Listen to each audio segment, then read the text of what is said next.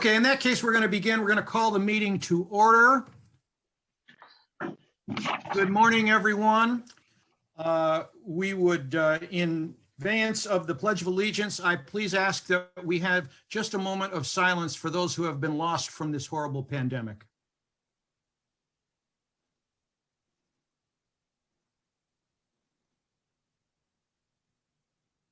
Thank you.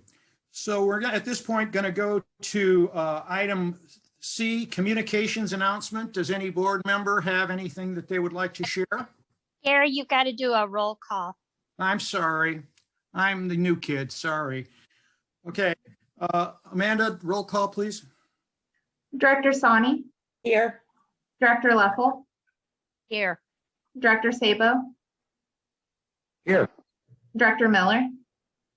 Here. Chair Curcio. Here. Thank you. With that, we will go to item C. Do any board members have any communications announcements or informational items? Yeah, I do. Sabo here. There, maybe Mike, you saw it, maybe everybody else saw it, but apparently the Department of Transportation is making nearly $2 billion in federal grant funding available to help airports on this COVID-19 thing. So if you're not aware of it, it sounds like another source of money to help with our COVID-19 efforts. And I have a question of Scott. Scott, when we do closed session, are we going to have a separate link for that, or have you figured out a way to do a? Yes, I sent about 10 minutes ago by email a separate link, and I actually have my phone in hand. I am texting you all the link right now, so you have it both on your email and by text message. Okay, thank you. I'm done. Anyone else? Seeing none, let's go to item D. At this time, we're going to allow up to 3 minutes for any member of the public to make public comment on any non-agendized item. Would any member of the public like to do that? Please raise your hand. Seeing none, let's move on to the consent agenda. As usual, the consent agenda is made up of the minutes from committee meetings listed on the agenda. And at this time, I would like to ask if any board member or member of the public would like to pull a consent agenda item. This is Sabo. I'd like to pull the item on the committee minutes for the Air Services Committee. Okay. And I would move for approval on items 1, 3, and 2 on the consent agenda. And is there a second? Yes. Go ahead, Carl. Amanda, roll call? Director Sani. Yes. Director Leffel. Yes. Director Sabo. Yes. Director Miller. Yes. Chair Curcio. Yes. Okay, at this time, we'll move to that deferred consent agenda item. Director Sabo. Okay, thank you.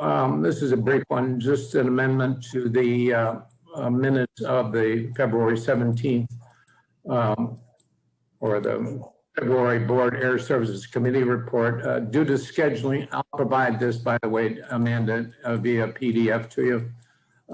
Due to scheduling constraints limiting the meeting time for the committee was unable to discuss passenger comments, the status of passenger services and amenities, in addition to possible modifications to future committee agendas. These items were deferred to another available time or the next meeting. That's all. Okay. I would move for approval with the corrections and additions. Is there a second?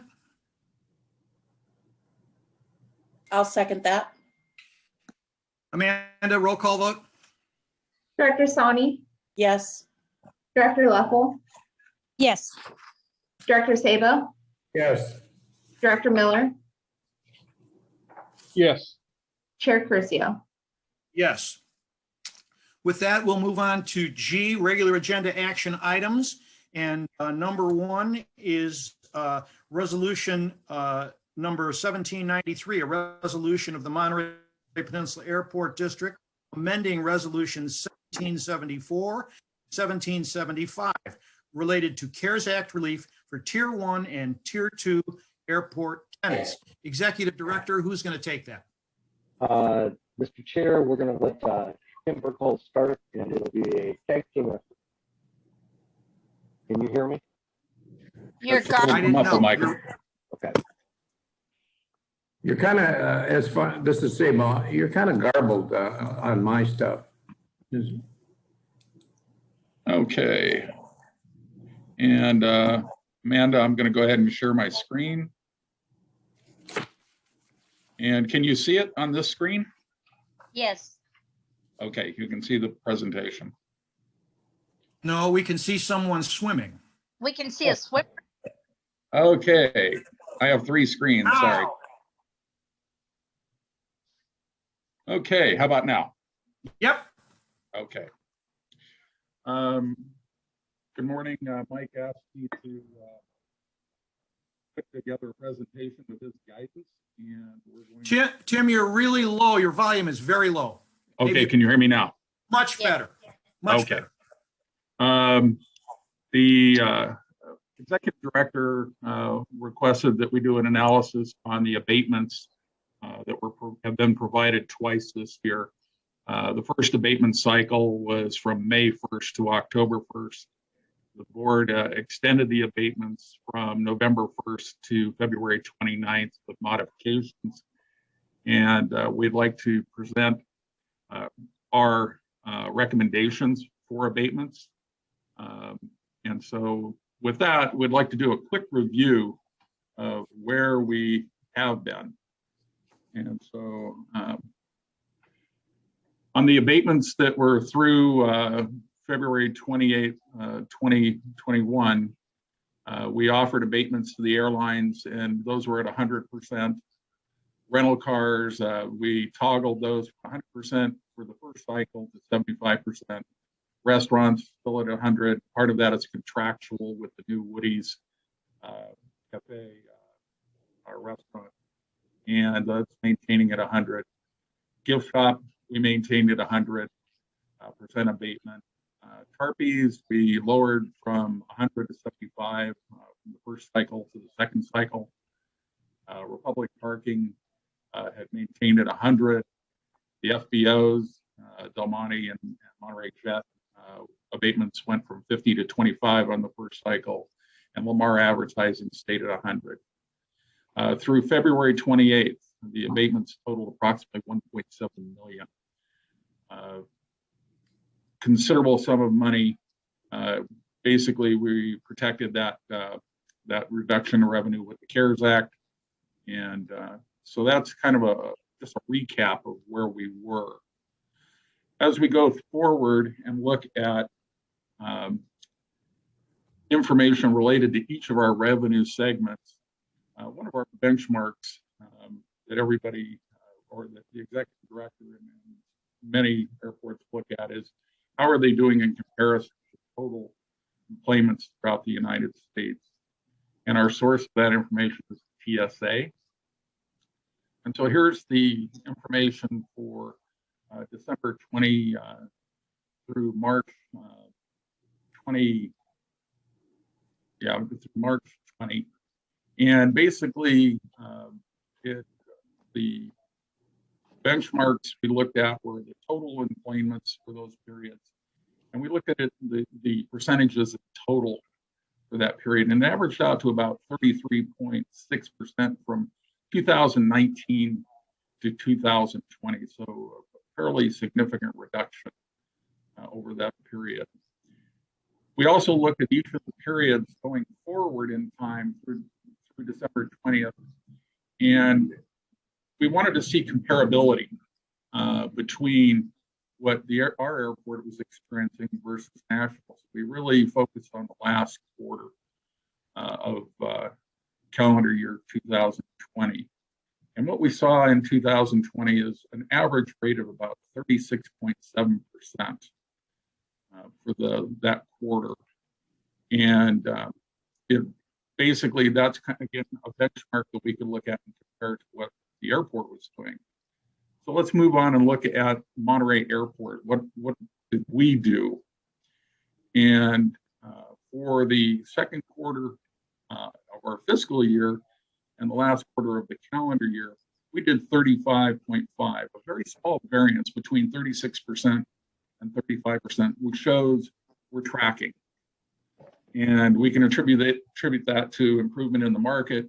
I think the airport is also doing a lot more advertising to notify people that travel is available. And so we, again, have seen improvement in our numbers. The interesting part is if you look at that total period from March to December, we were definitely behind national for the first, or for the March to May and the June to August quarter. So we were down at 26.6% versus 33% nationally. So that's a general look at the market. Again, lots of what we're trying to do is just get indicators of where the airport was in position and how that was playing out in our revenue stream. So we go next to looking at air travel by the airlines at Monterey Airport. And the first row is the fiscal 2020 employments for the period. And the second row is the fiscal year 2019 employments. And again, the range here is, and I hid the rows on this, but it's basically the from March to December. So when we look at these percentages, what we see is we're significantly down 61% overall from prior year. And then we can look at each of the airlines. They were all tracking.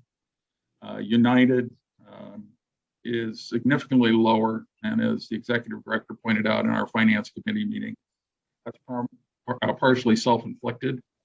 They cut traffic or flights from Monterey to San Francisco, LA, and Denver. And so we've seen a reduction in various avenues of travel for United. So they were the lowest of them all. But again, for the Alaska American Allegiant, a little closer in distribution for the percentages that were showing for the period. Moving on, we looked at abatements and by the airlines and how it was impacting. At 100%, the airport was granting about $96,000 a month in abatements.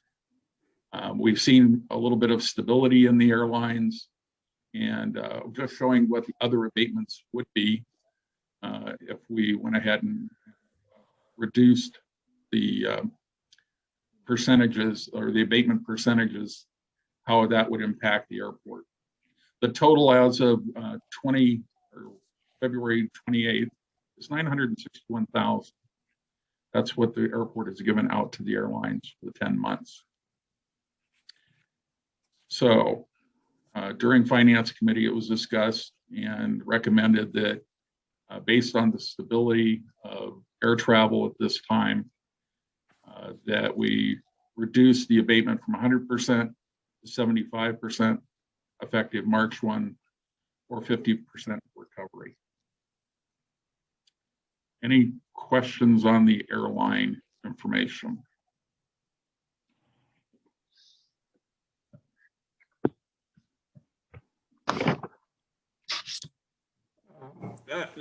Mr. Chairman, I have a question.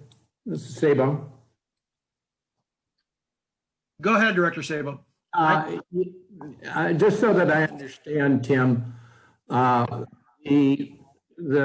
abatement that is proposed at 75%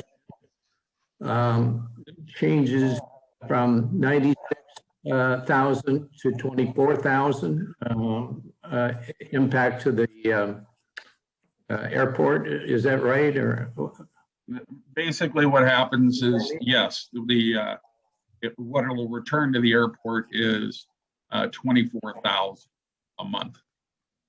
Okay, and when that was, so what's the net gain to us by going to 75% abatement on the airline terminal space? What's the net?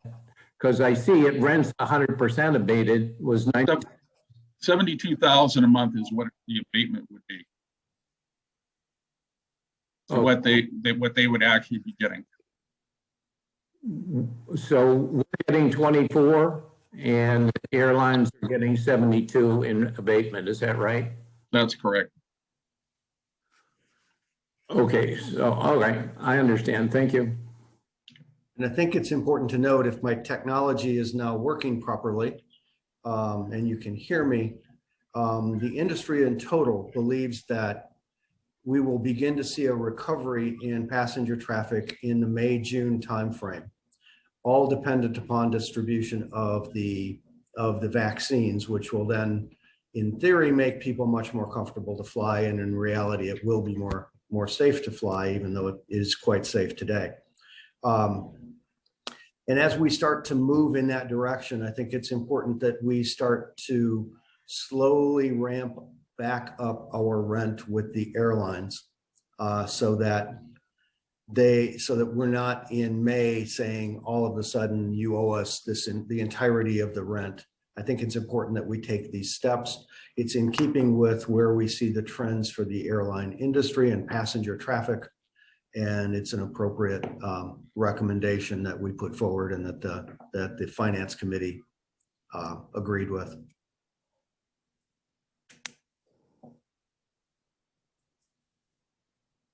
Okay, Tim, move on. Okay. Mr. Curcio, I had just a comment, please. I'm sorry, go ahead. I just want to say the terminology here is we did not give them money. What we're doing is we are not collecting money that is due us, but we're not actually giving anything to the airlines. What we're trying to do is just make everybody whole so that we can operate fully and encourage them to participate fully at the Monterey Regional Airport.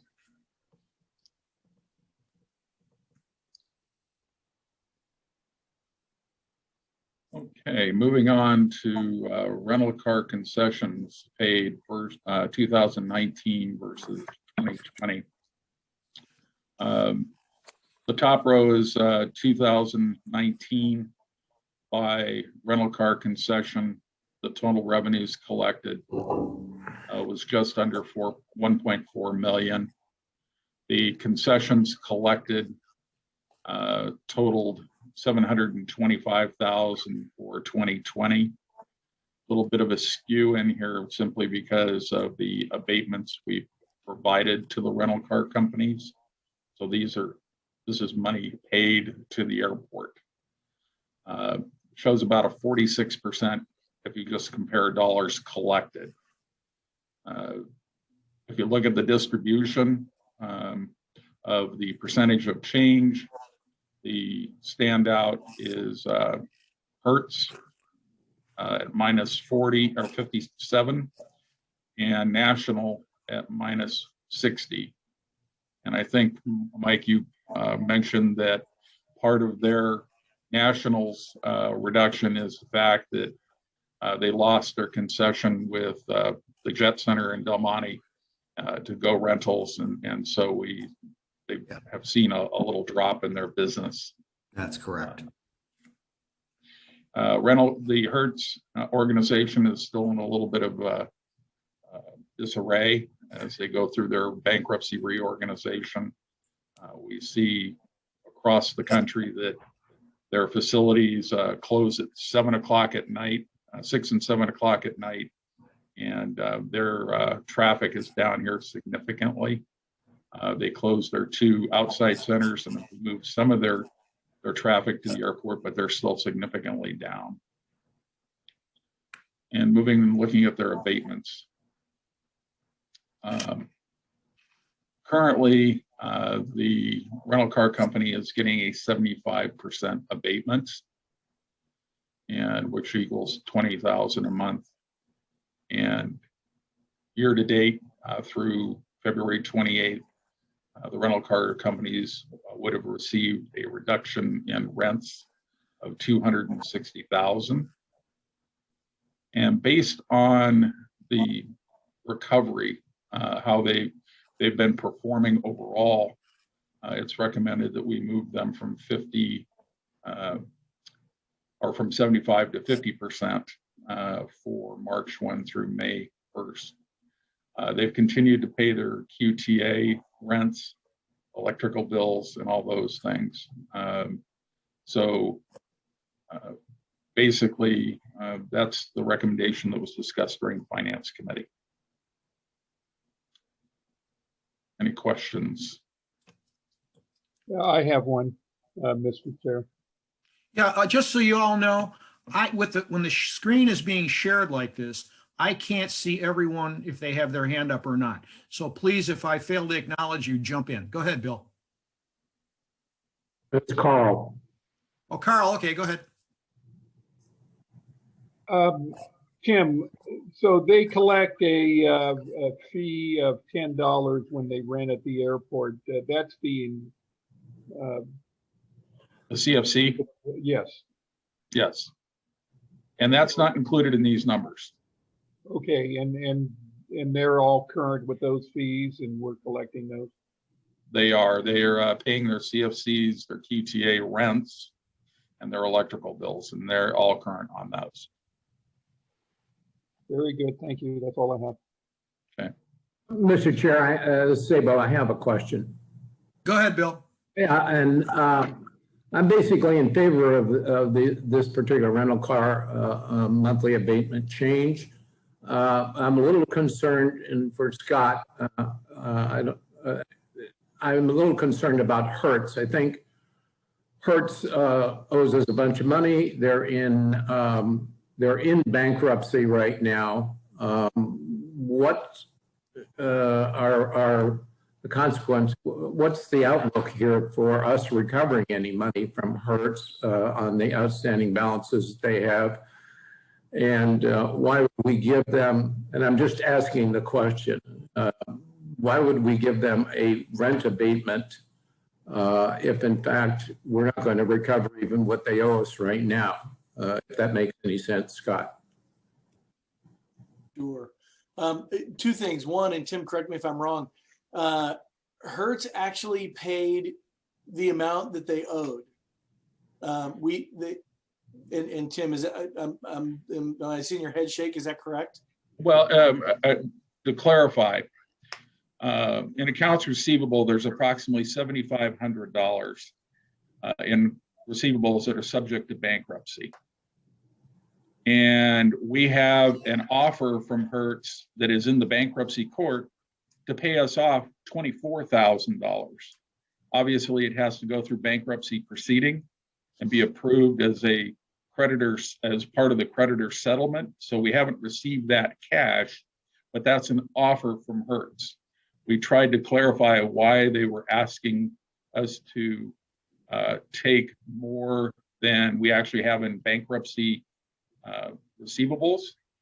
And they said basically that this is our offer and you have to say whether you want it or not, and didn't give us any explanation.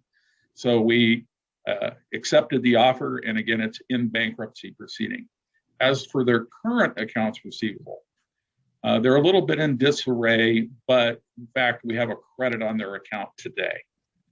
They way overpaid for a few months. We're working directly with their back office at this time. We have a direct contact. We're resolving all of those differences, and things are moving along nicely. Again, we haven't seen that they're softening their payment, so to speak. What we're seeing, they're a little bit in disarray. So right now, we're actually overpaid, even if you take total receivables, including bankruptcy. So we're in good shape right this moment. Okay, and Scott, just going forward here, any monies that, any debt that they incur going forward for space rentals and so forth, are they, Is that different than the initial filing they had? Now they are debtor in possession. Do we have a different status than we had when they filed bankruptcy?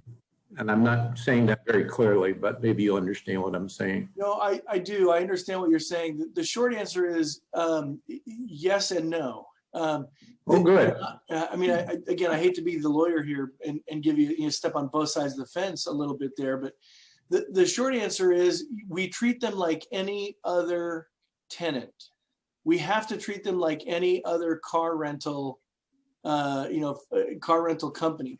The companies you see listed there in the spreadsheet on the abatements, we can't single out a company and say, well, you're in bankruptcy, so we're not going to do something for you, but we're going to do something for the other companies.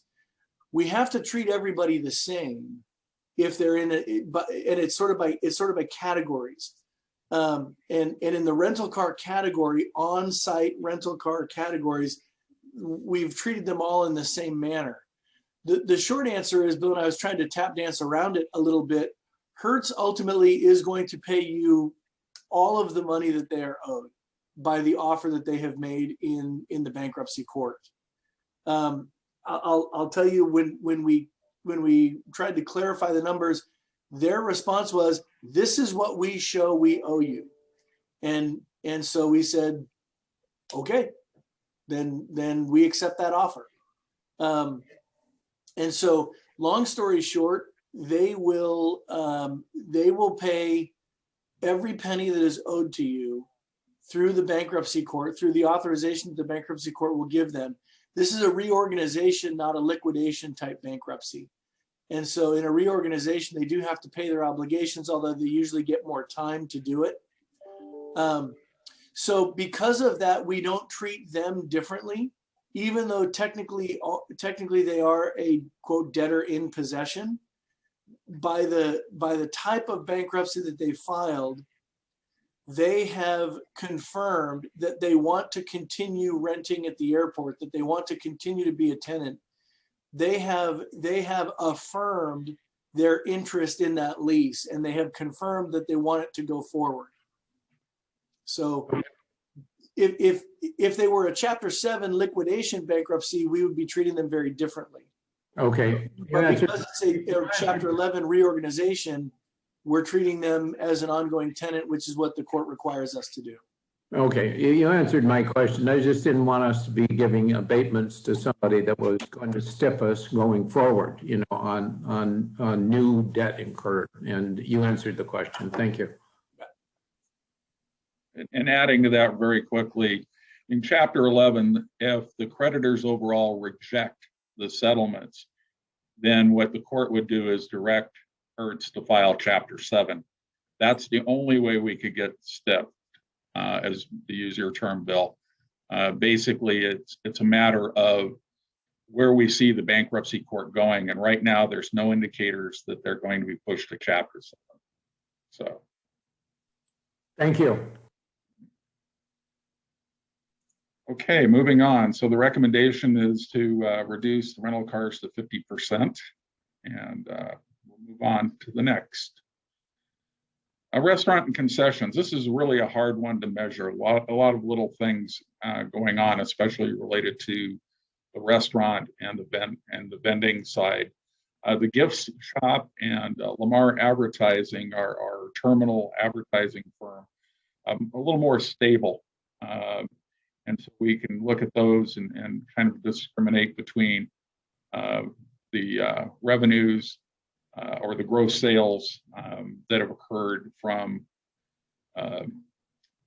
2019 to 2020.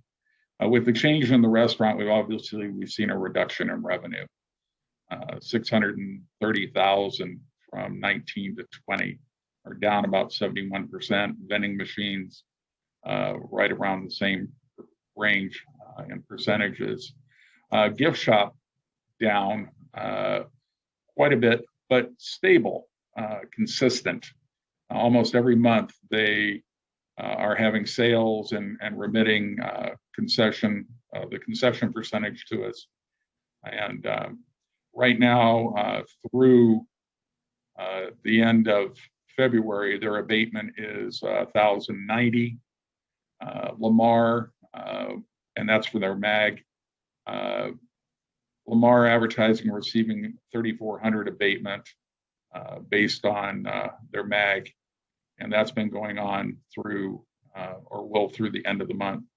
The restaurant has a contractual mag currently abatement of 5,000 a month, and that ends on May 31st, and that's by the transition from Monterey Hospitality to Woody's.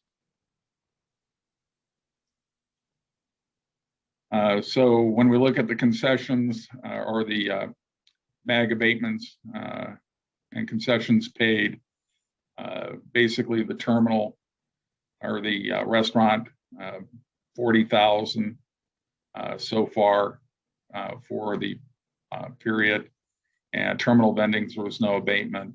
The gift shop, 8,720, and Lamar, 3,400. So the recommendation at this point is because of the stability in the gift shop and Lamar Advertising, that we lower their abatements to 75%. Again, the restaurant will continue to have abatement, 100% abatement through May per contract. We would remove Lamar's abatement. Basically, their revenues have not shifted hardly at all. So they appear to be doing very well. Director Leffel pointed out during our finance committee meeting that it's possibly because they have long-term contracts that are continuing, and so that may be a reason for their stability. But again, we recommend that we remove Lamar's mag abatement. Any questions on those?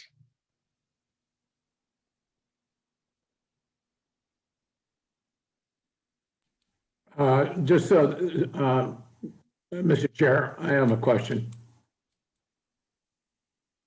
Go ahead. And that is when it says recommend abatement of minimum guarantees through May 2021, and then you list different abatements here. When you say recommend abatement of the minimum guarantees, what are you doing? I mean, is that a statement for somebody else or other than the one identified here? What does that mean again? Could you tell me? It's just basically, Bill, we're talking about the vendors that are in front of you. And for removing the mags through May 21st or May 2021, basically, again, we're recommending for Lamar that we remove their mag. So we're going to send that back to 0. The gift shop, we're just going to move them down to 75%. Okay, and so I just was because I'm a little slow here on. I just want to make sure there weren't any other abatements of minimum guarantees that weren't listed here. You know, so no. Understand. Okay, thank you. Reef and Republic parking, again, when you're looking at mags, and especially as we went through that previous slide, it's a little hard to look at the organization and see what they're really doing from a business perspective, unless you bench them against our concessions. But here for Reef and Republic parking, the left column shows their total revenues from January 20 to December 20, and 518,000. You see the change in distribution by month. Usually they Republic or Reef parking generated about 100,000 in gross concession revenues, and you can see how they dipped during the pandemic down to 5,000, and they've recovered back to about 36,000 or 37,000 a month. Their abatements by month. In May, we offered abatements of their MAG, their minimum guarantee, $72.50 per month, and you can see the progression through the end of December. The remittance, that's basically everything above MAG to the airport. You can see that pattern of how they've been paying their concessions after deducting the MAG. And again, the distribution started picking back up from June to December. And you can see the percentages of the MAG or the concessions that the airport actually received in the right-hand column. Again, this is an interesting one to look at. The parking lot has definitely recovered somewhat. It's really subject to air traffic. The recommendation during Finance Committee was that we remove the abatement effective March 1, so they will have no abatement beginning March 1. Mr. Chair, it's Director Leffel, if I could add something that Go ahead. as I was looking at Texas and the broad swath down the Midwest and East Coast, they also have no huge expenses with us. In talking to Bob, I don't know, a couple of years ago, he had $150,000 snow removal just at South Bend alone in the wintertime with the snow. And I was thinking about it when I was looking at them yesterday. I was thinking they don't have any of that with us. We're a pretty straight line operation. So I think this is totally within our purview. And I think it's the right thing to do, because if you just look at our numbers, they're tracking with the rest of the nation, but we are not in, he does not incur additional expenses with us. So we're a pretty good deal for them. Excellent point. Thank you. Any other questions? Go ahead, Tim. Okay. Tarpies.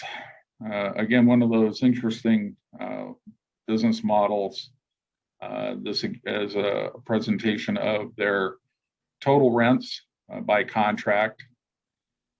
There is actually an interesting anomaly in their lease where they have subtenants and they collect rent from the subtenants. And that would be the middle column, $6,285 a month.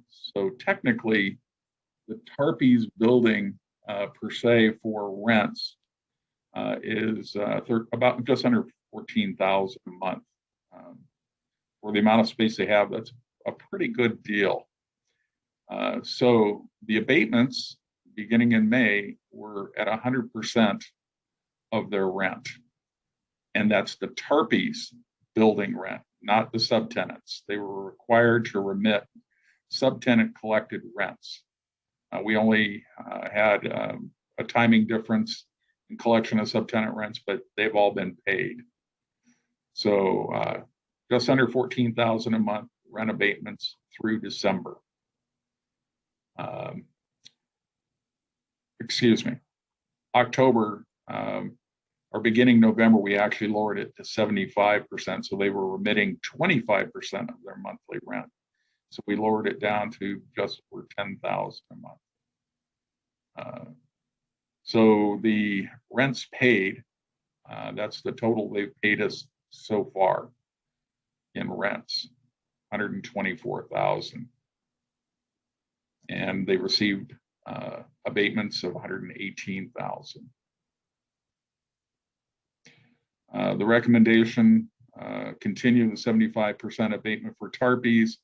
And actually, I think we removed that during our meeting, excuse me. Yeah. And it was recommended that we remove that down to 50%. That's correct. And that was a discussion that we had during Finance Committee. The original recommendation was to continue the 75% abatement. After discussion with Finance Committee, we agreed that we should move that to a 50% abatement and begin the process of moving them off of the abatement completely at some point in the future. But the recommendation shown on your screen is incorrect. It should be 50% abatement.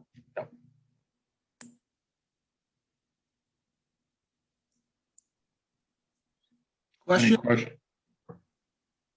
Carl Miller has one.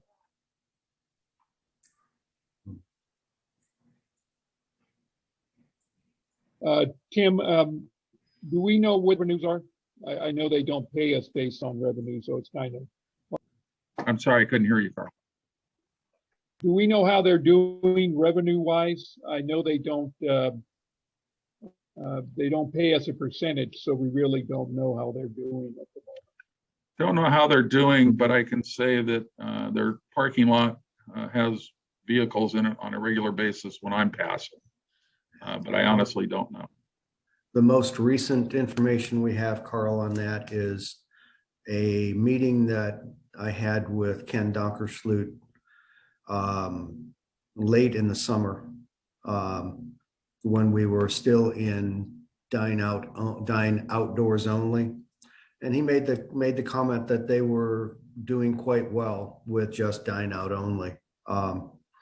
They have the infrastructure to make that work. It's obviously weather dependent, but he did say that they were making money back then. So as the weather improves, we could anticipate that he will again be in that position. I'm not sure how he did during the stay at home period when we couldn't eat outdoors, but I think we can look forward to him continuing to recover and do fairly well even while we're eating outdoors. Chair Curcio, this is Director Leffel. There was a pretty large size ad in the local news stating that they donated $50,000 to a charity or two. Based on that was 10% of their revenues for about a 6-month period. So although that's not up to the numbers that Tarpey's was doing prior, I think it does give you a glimpse into their numbers if he's saying that he had a $500,000 income during that period. Agreed. Any other questions? As I recall, Chair Leppel, that was just for to-go orders, that donation to the food bank. That's correct. Thank you. Any other questions? Go ahead, Tim. Moving on. Monterey Jet Center in Del Monte. Matt Wright, during our board meetings, has made it very clear that one of their primary sources of revenue is fuel sales, or Jet A and general or avgas. And so what this slide is showing is basically the transition from fiscal 21 fuel sales July to December and fiscal 2020 July to December sales. And what we see is in jet fuel a 46% reduction, and in avgas an 18.6% reduction. If you look down at the bottom of the column labeled airlines exempt, down at the bottom it shows a 65% reduction in jet fuel sales to the airlines, which again is the largest impact to Del Monte and the two organizations. So that's again a huge impact from a revenue perspective. And again, we can just tie that to the reduction in airline traffic. So on the jet sales and our Jet A sales for both Del Monte and Monterey Jet Center, those percentage of reductions pretty close, which probably is just indicative of their lower traffic overall. Avgas is almost consequential, pretty small general aviation fuel changes. So 45% reduction in Jet A, and overall they're looking at about an average 45% reduction overall in sales. So Looking at contractually, the rent abatements have been at 50% and 25%.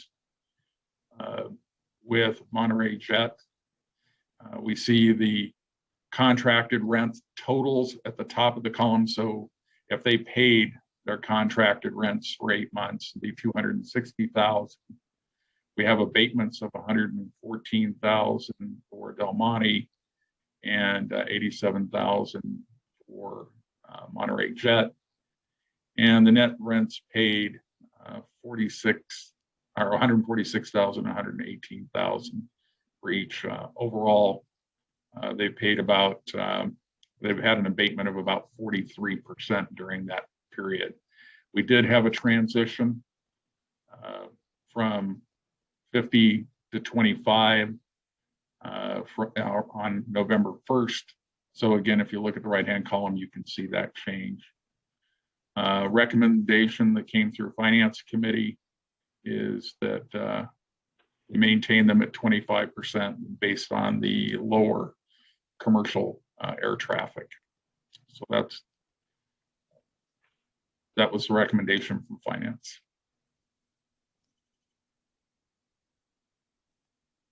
Questions?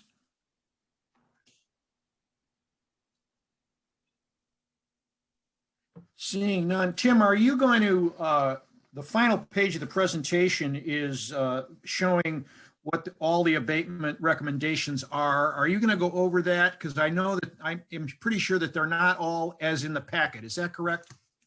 This is the final slide, and actually the executive director would like to speak to that, I believe. Very good. Go ahead, Mike. Okay, if we're at that point, just to recap,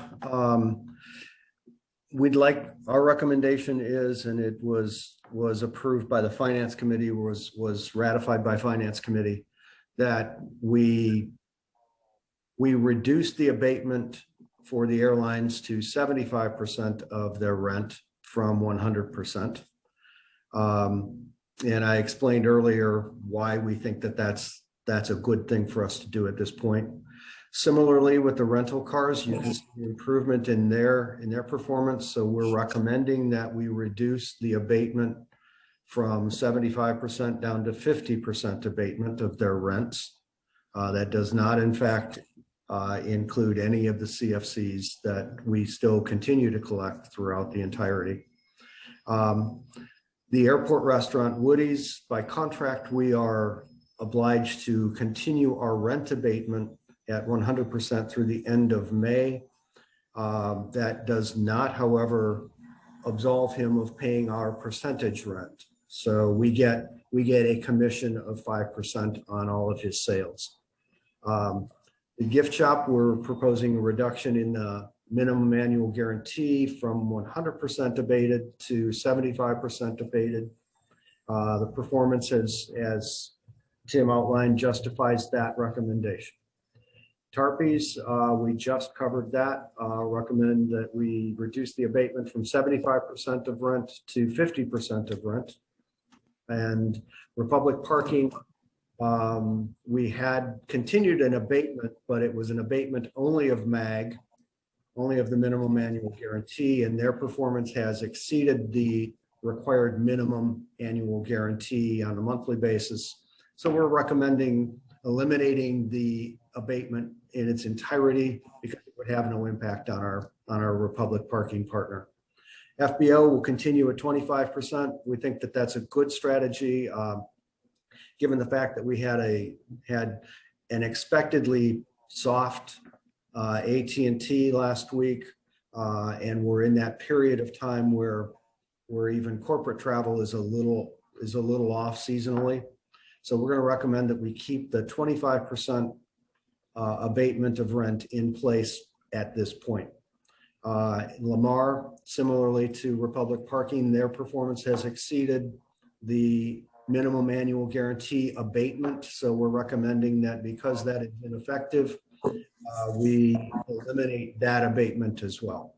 So the total impact that we're recommending, the The abatement impact would be from March to the end of May would be $322.2 thousand to the airport in abated rent.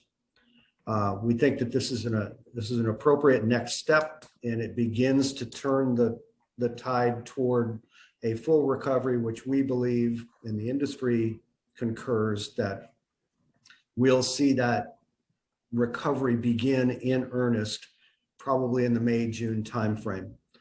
You'll note that we did say we will revisit at the end of May, which is when we recommend that this series of abatements be analyzed again. And if we miss the mark on the recovery for whatever reason, we will have the opportunity at the end of May to make appropriate adjustments. So that's our recommendation, Mr. Chair. Thank you. Chair, the Finance Committee discussed each of these in depth, and we give a recommendation to approve this as presented. Thank you. Before we bring it back to the board, I would like to take it out to the public. Would any member of the public like to comment? And Amanda, I can't see that right now, so you're going to have to let me know if anybody has their hand up.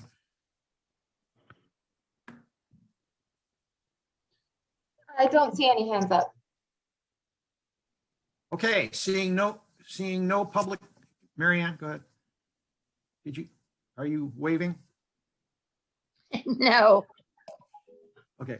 All right, seeing no public comment, I'd like to one more time take it back to the board for any final questions. Director Sonny, do you have any questions? I don't. Director Miller? Yes, I do. Kim, do you mind going back to page 6 real quick? What's the title on that, Carl? I don't know. I just have it down as page 6. It was for the airlines. Oh, yes.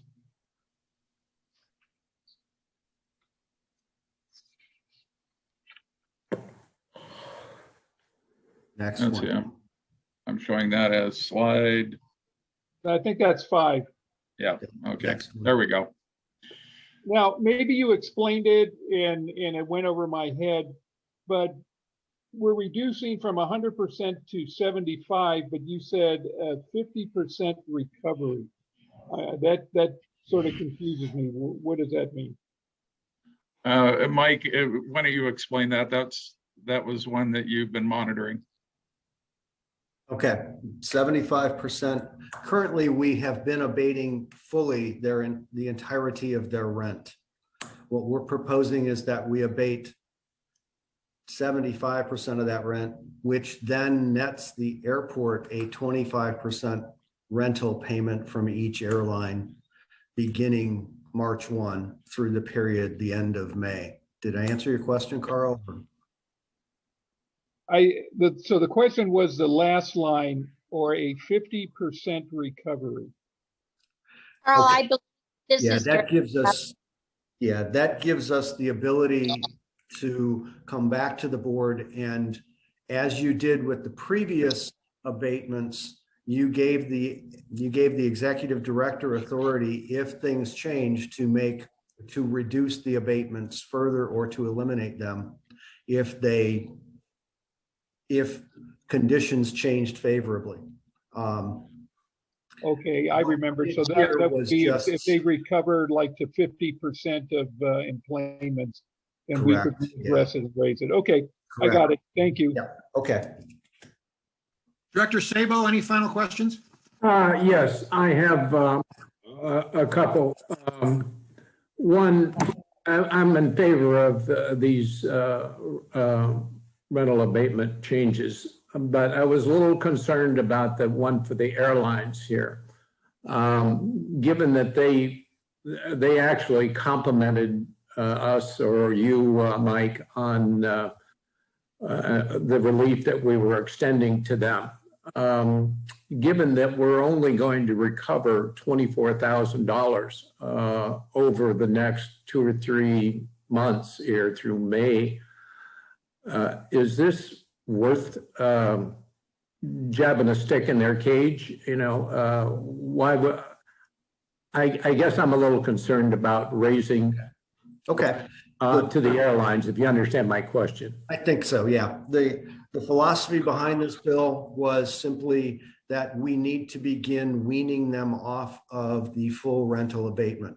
I can find no airport of our size and consequence that has a full abatement program still in place. Most airports have moved away from abatement entirely. Some have a deferred rent program, where the airline then has to repay the deferred rent over a period of months or even a year.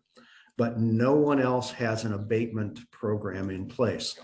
So I think even though we're beginning to dial back up the rent a little bit in this strategy, we still look very good to the airlines.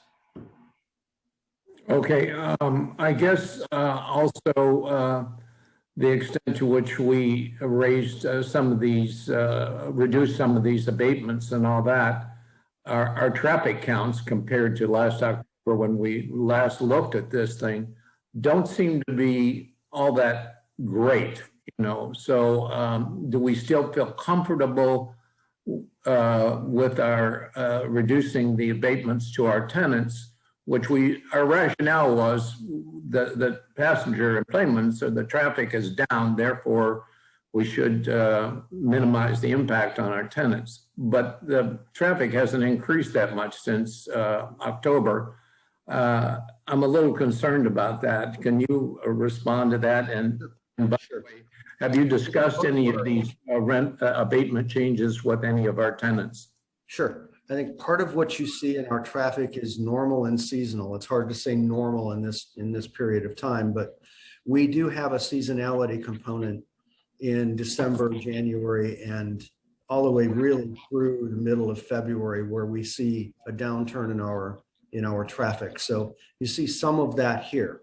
Further, when you talk to the airlines, and I have, what they're telling me is that they see a real softening of traffic in California in particular, principally because of the stay-at-home order. Now that stay-at-home order is lifted, it is likely that we will recover what we have lost since October and continue that recovery more toward the 2019 numbers that we enjoyed at that point. So I think the timing is right, but we do have the ability at any point, particularly at the end of May, to adjust again. So if we don't see the recovery that we anticipate here, we can come back to the board and recommend a change in this program. Have you gotten any pushback from any of the tenants on any of the proposed changes?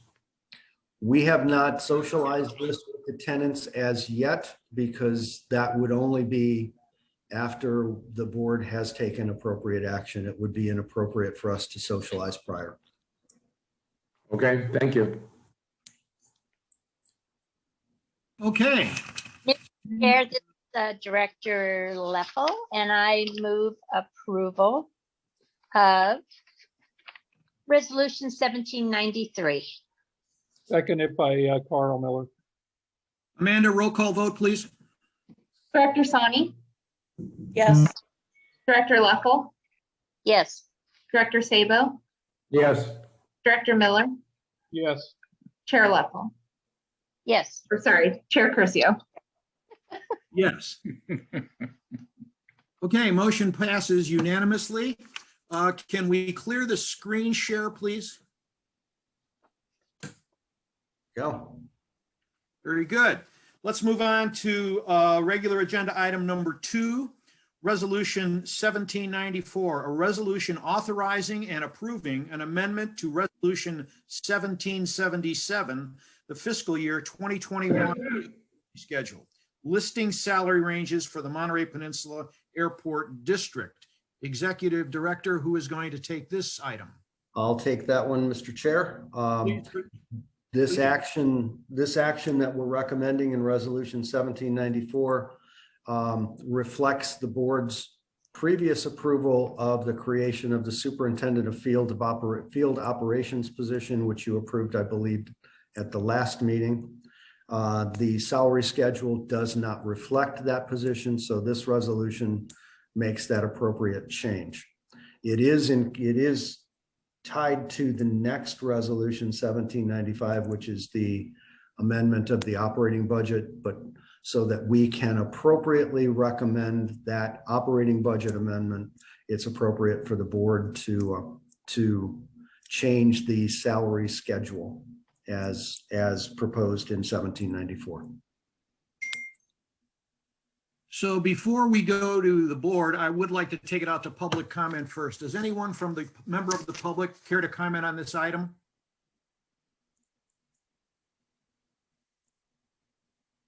I see none. Let's please bring it back to the board, and let's start with Director Sabo. Okay, I just had one question, Mike.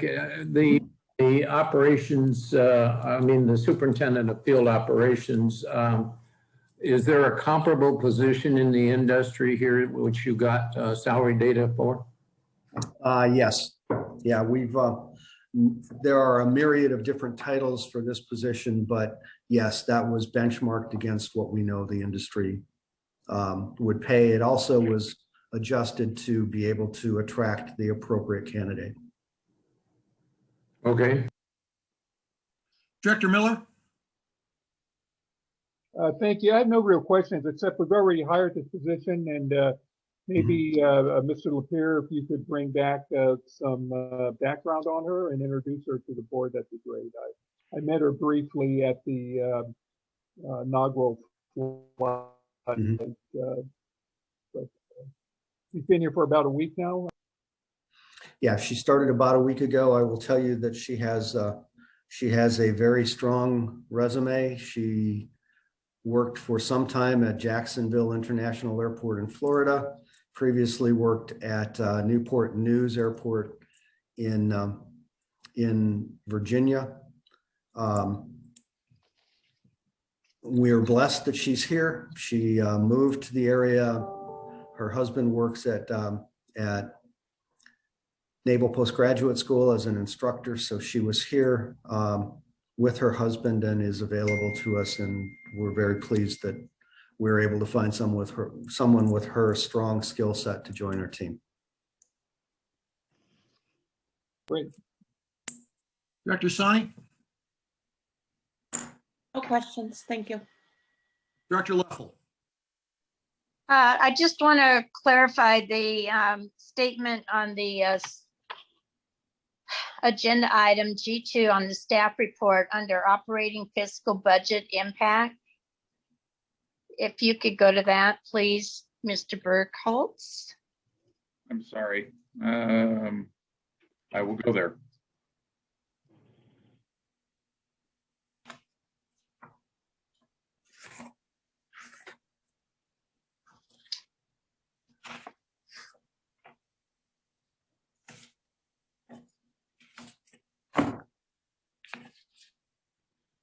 Okay, you want me to share it or just we'll talk through it?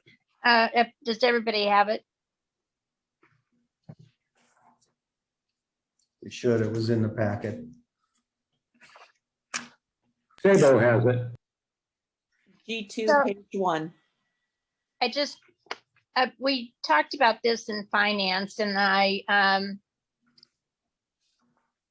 I just want to make sure that we all understand you're looking at two things when you do fiscal impact on a staff report. You're looking at long-term what the fiscal impact is based on the decisions that you're making today. So if we look at that, our long-term fiscal impact annually is more than what we're disclosing here. That last line, the variance is 912 increase in salaries. Well, that's over a short period of time. I just want to make sure, because we had a discussion, Tim and Mike, I think, and Lisa, about difference between fiscal and budget impact.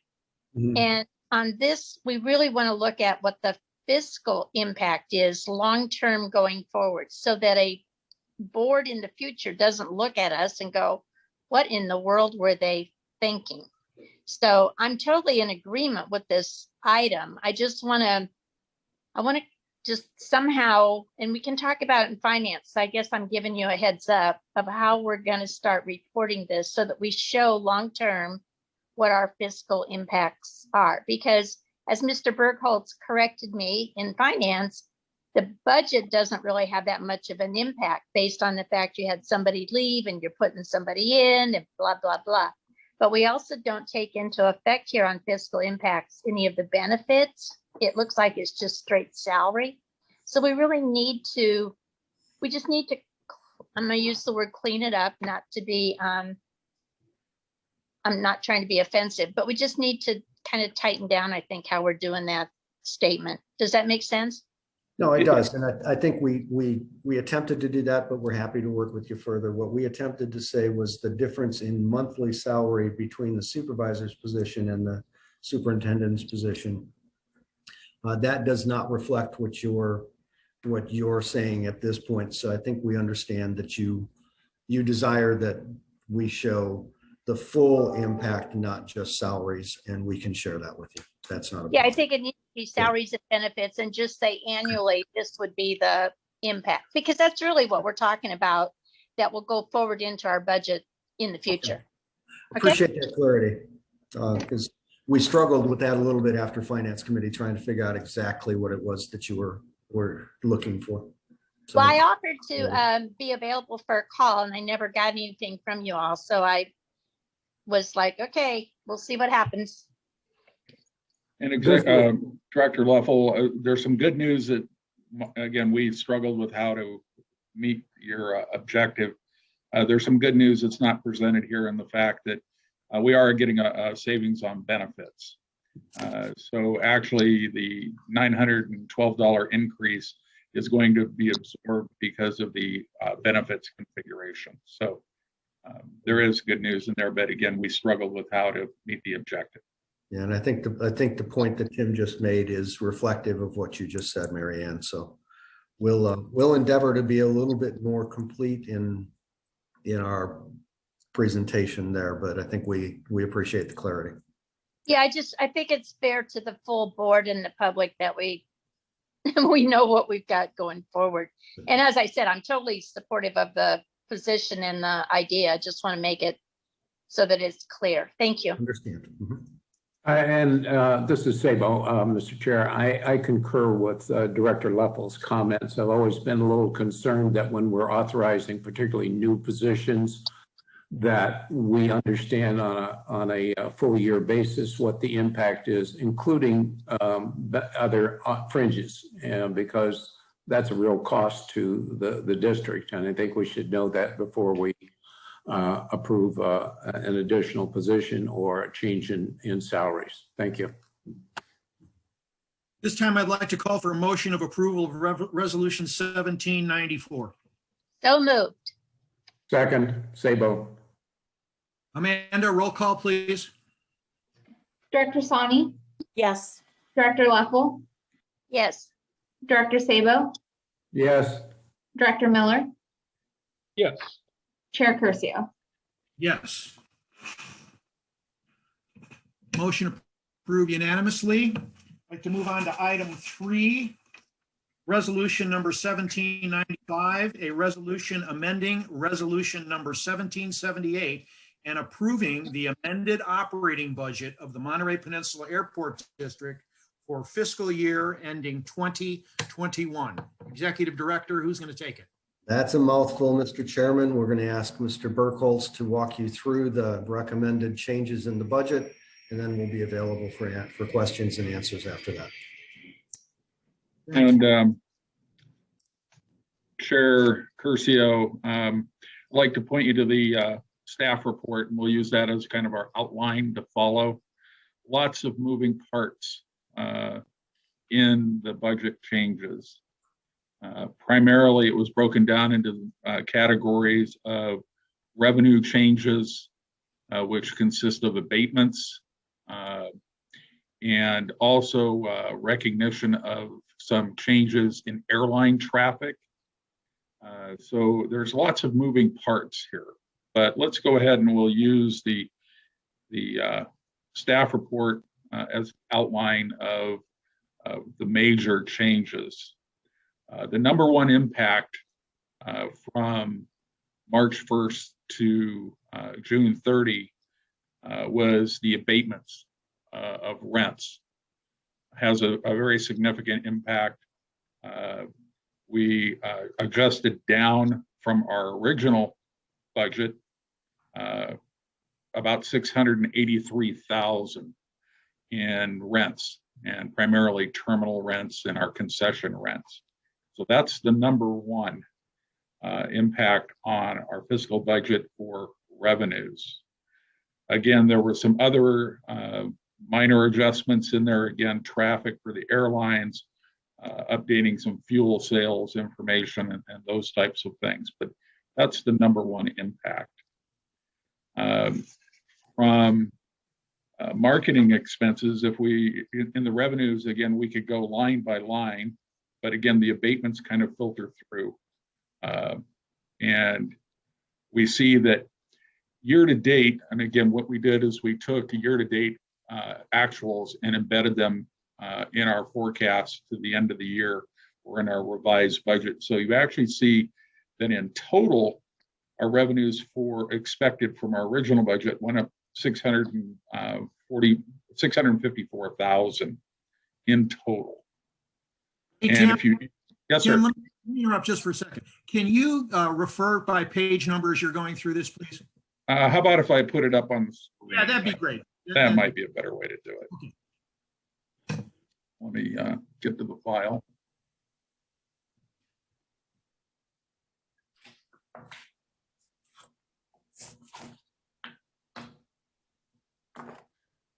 And okay, we're going to first look at the summary schedule. And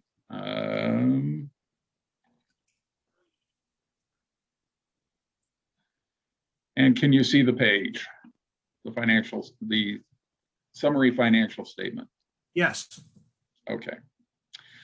So when we look at revenues and we look at the changes in our revenues for the period, we look at first commercial revenues, and we see that based on traffic changes, expected flight schedule changes, we're going to actually have an increase over our original budget of $188,000. Rents, we lowered, we continued the abatements. Originally, we were about 1.2 million in rents.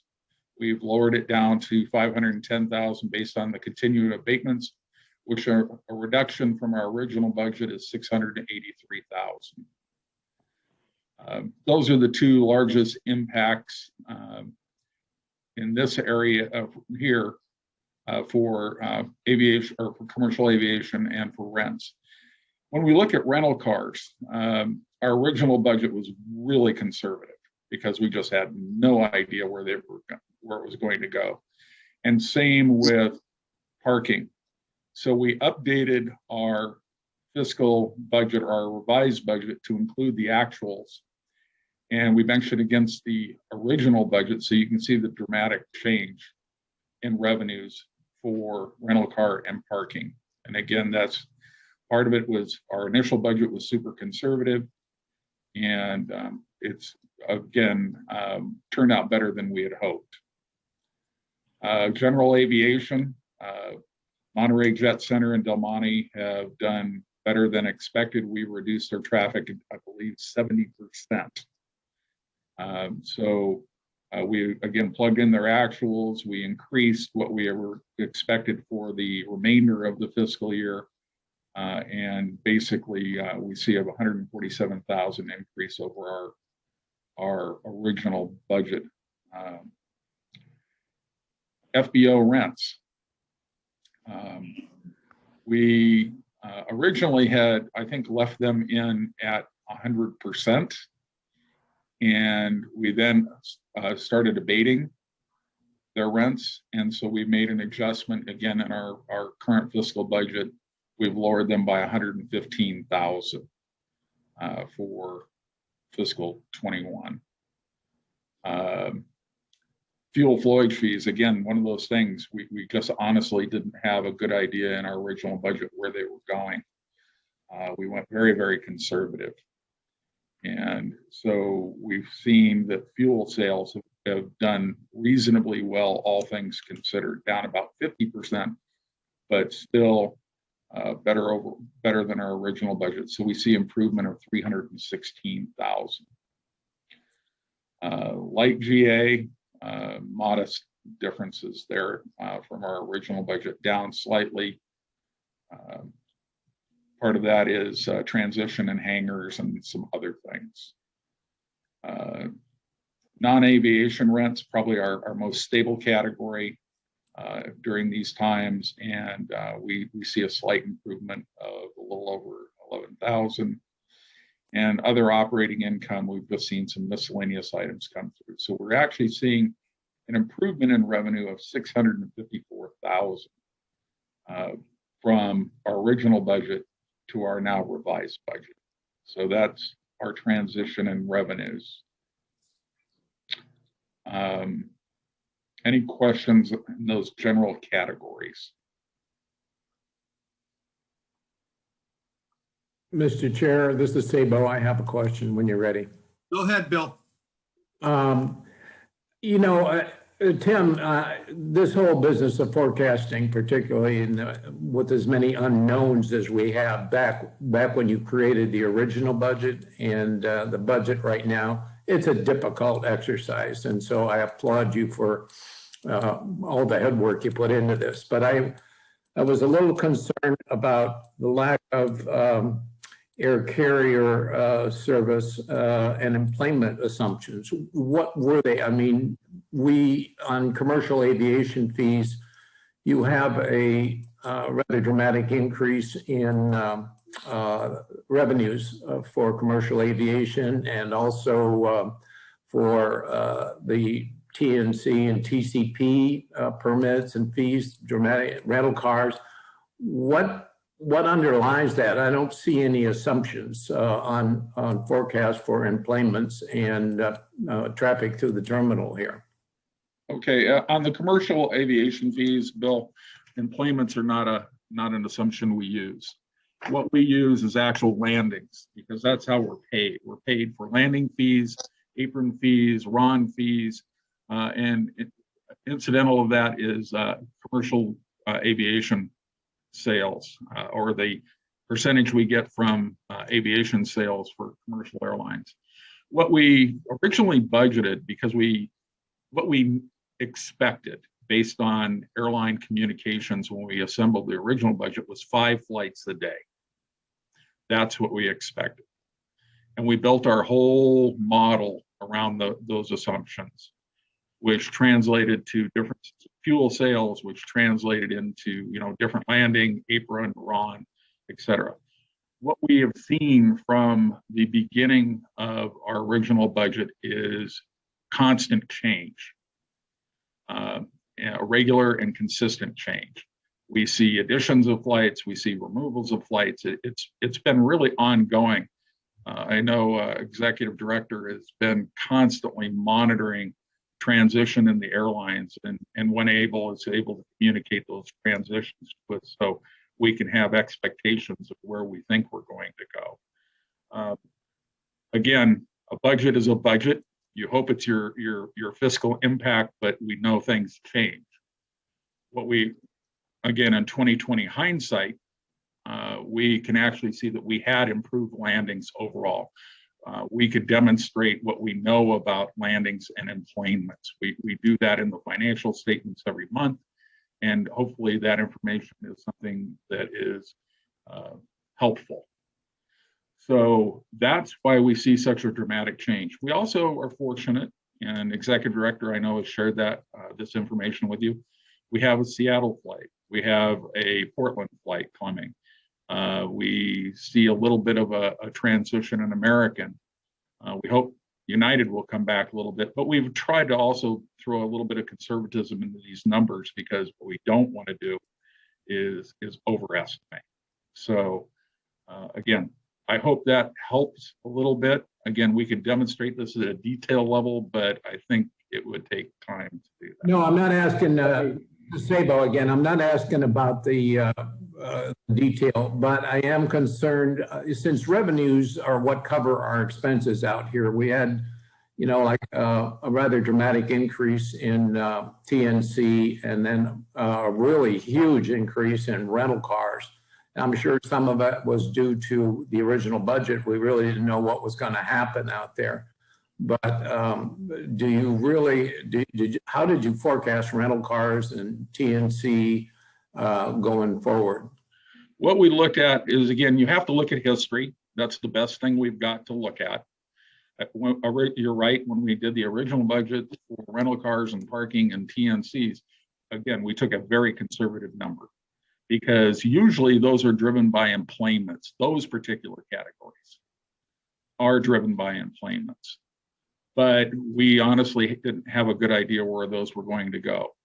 What we've done in the current revised budget is we've looked at the history of where we guessed wrong in our original budget, and we've actually used the averages looking forward and benched those against the expected traffic from the airlines. So we've added that information, and I think there's a high probability that we will get very close to those numbers, the revised revenue numbers for the rental cars, the parking, and the TNCs. TNCs exceeded our expectations from the original budget. So again, that part of it is driven by employments. And we see about 30% traffic. If we wanted to bench it against, there's another slide, and again, we won't go to it, but it shows what we were doing in prior years, or the prior year budget and actuals. It actually gives you an idea of what the comparative amounts would be. So we looked at that detail level. Okay, so some of the TNC and the rental cars and parking were based upon passenger assumptions and passenger forecasts, which you have faith in, even though we're not necessarily looking at them here. Is that right? It's our best educated guess at this point. Okay, thank you. That's all. Anything else?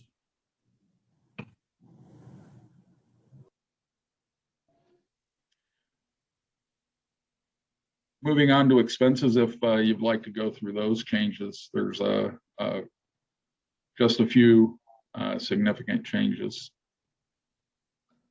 Go ahead. Okay. Finance and administration, number one, and this was recommended that we market, and the executive director's done a great job of marketing. You see it every day on the news, almost, it seems. So we're out in front of people. Really, most of the increase in finance and administration, or a good piece of it, is marketing and expected marketing for the new Seattle and Portland flights. There's about $80,000 worth of marketing that's built into the next 4 months. So that's the biggest increase. Planning and development, done a great job of managing expenses.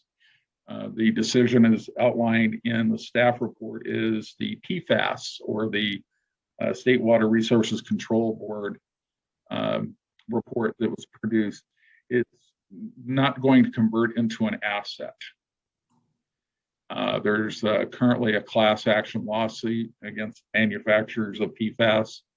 And I know the executive director and legal counsel are monitoring that activity, and we wanted to position the district in a positive way, that if there is a recovery of funds that we represented in our financial statements as a loss, the decision to write off $133,000 or for that project was made, since it won't really convert to an asset. So that's the increase of $88,000 in P&D, or most of the increase that's offsetting some of the positive control of expenses. Maintenance, traffic, and custodial supplies have really lowered those expenses, and some airfield work. Office space rental. I'm going to skip the smaller numbers and just go to the big one at the bottom. Year to date, we haven't paid the taxes on the property, personal property taxes, it originally was property taxes. It converted to possessory taxes. We're going to get a reduction in those taxes because we have a vacant building, and when you have possessory interest, there is no tax if the building is vacant in a public entity. So we're going to see a reduction in that. We've also had lower maintenance expenses and utilities than we expected. So there's, again, a significant portion of that 120,000 are those three categories. Overall, expenses net for all operating areas will decrease or increase 69,000.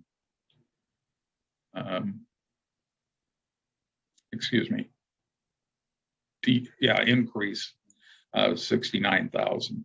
So that's overall on the expense controls. Staff changes had a slight impact on salaries as well, but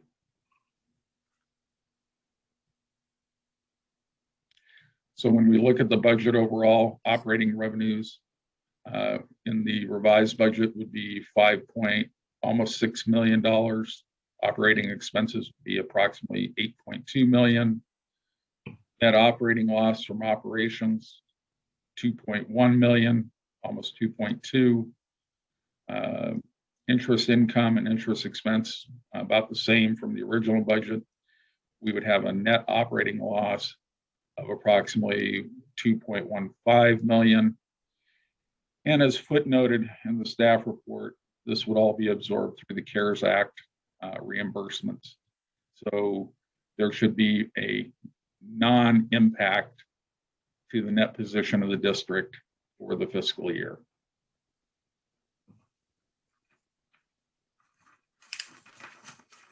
That's the overview.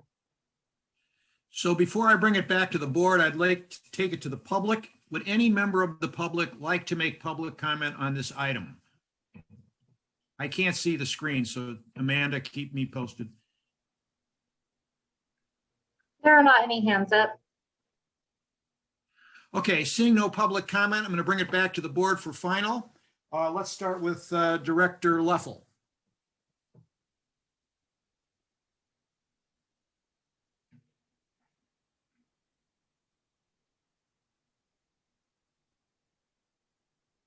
You're muted, Marianne. Sorry. I totally support this. The finance committee vetted it completely with the staff, and we give a full recommendation on this. Director Sani? Mute myself. As Chair Leffel said, or sorry, not Chair, as Director Leffel said, still getting into this new year, Mr. Curcio, I guess. We vetted it in the Finance Committee meeting, so I have no further questions. Thank you. Director Miller?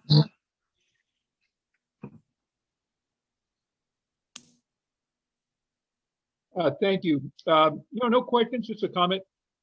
I appreciate the work that staff. It looks like a big task, but look forward to seeing how accurate you are close to your predictions. So thank you. We'll cross the fingers. Director Sabo? Oh, thank you, Mr. Chair. I just had a brief question here. When we were talking about office rental space, back on your revenues, I now understand the expense thing, and I think it's mostly a taxes thing on the expense, the reduction in the office rental space expense, and the maintenance being less.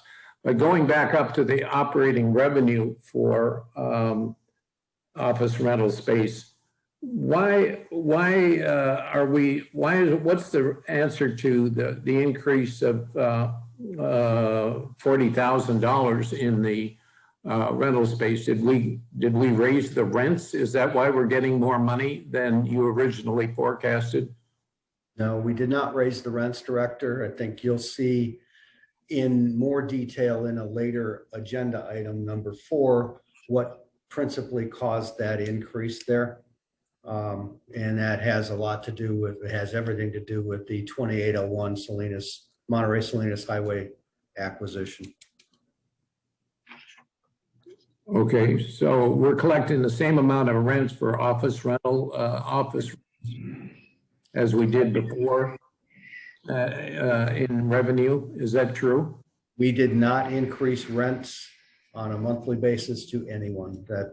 That was part of what the board approved. When you approved the original budget, we have been complying with that throughout. So there are no increases in rent anywhere in our schedule.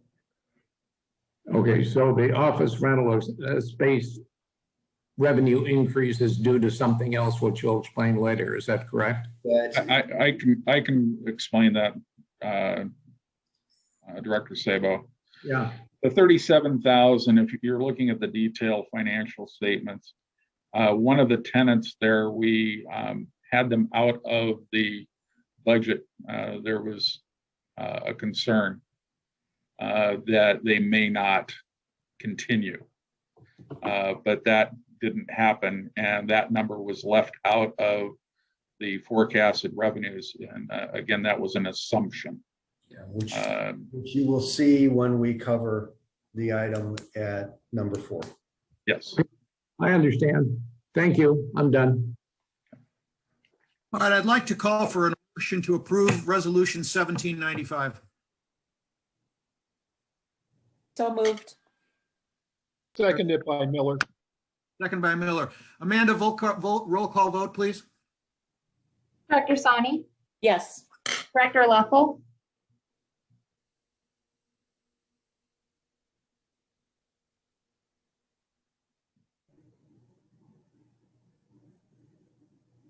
I don't see Mary. Oh, there she is.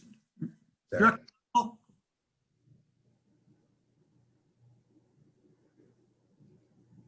It's muted. Director Leffel, are you there? You're muted. Go ahead, Amanda. Director Sabo, Yes. Director Miller, Yes. Chair Curcio, Yes. Please go back to Director Leffel one more time. Director Leffel, Yeah, yes. Very good. Okay, motion passes unanimously. Thanks, everyone. Let's move on to item 4. Before we move on to item 4, Executive Director, can you give me approximately how long we may be on item 4? It should be a relatively brief one, maybe 10 minutes tops. Very good. Let's move forward. Okay. And I'm going to go ahead and share the screen. 2801 Monterey Salinas Highway. Director Leffel requested that we do a quick review of the activities at 2801, or the status of Monterey Salinas Highway properties that were acquired through the airport grant. And this information is through December 31st, 2020. And just recapping the acquisition. It happened on July 3rd, 2019 through an FAA grant and expenditures of PFCs. The property was acquired for $7.5 million. We acquired the parcels listed below. Lot A, the first one, is the only building that's occupied. Lot C, that was previously occupied, is vacant. We have 3 tenants in the Lot A building, or the Fenton and Keller building. And the Lot C building is has been evaluated and considered for rehab due to asbestos or demolition, but that is a pending decision. Lots B, E, and F are lots in common area and are undeveloped. Our tenants, Fenton and Keller, attorneys at law, their current lease terminates in September of 2022. They have 1 5-year option to extend the lease October 1st to September 30th, 2027. There are rent adjustments in that we'll talk about in a moment. Another tenant that's it was previously a subtenant of Fenton Keller is Beagle Law Firm. His current lease terminates in March 1 of 2024.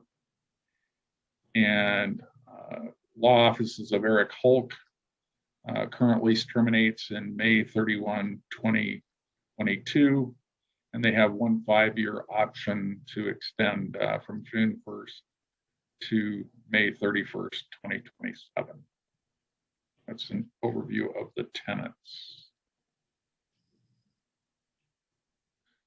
Revenues collected as of December 31, approximately 649,000 life to date.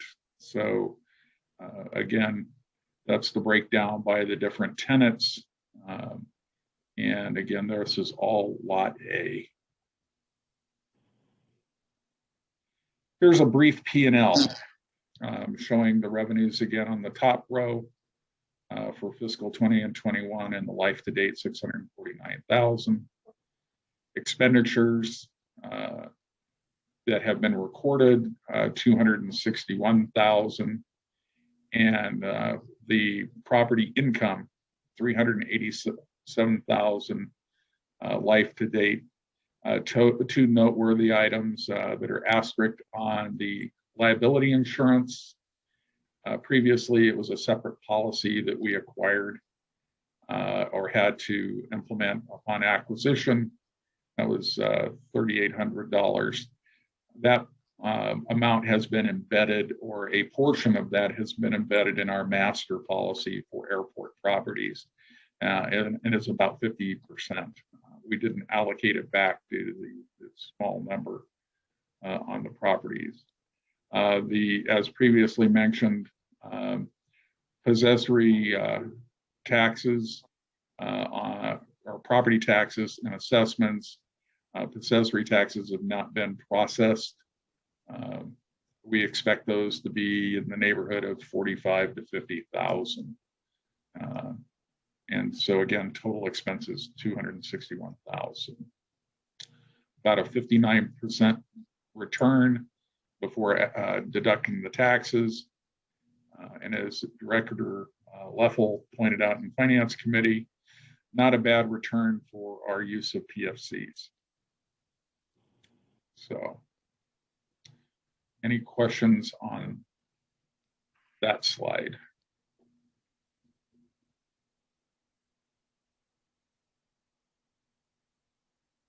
I have a general question that can be deferred to later, but on the renewals that are coming up in 2022, do we have any sense for any of these tenants on the status of potential renewals?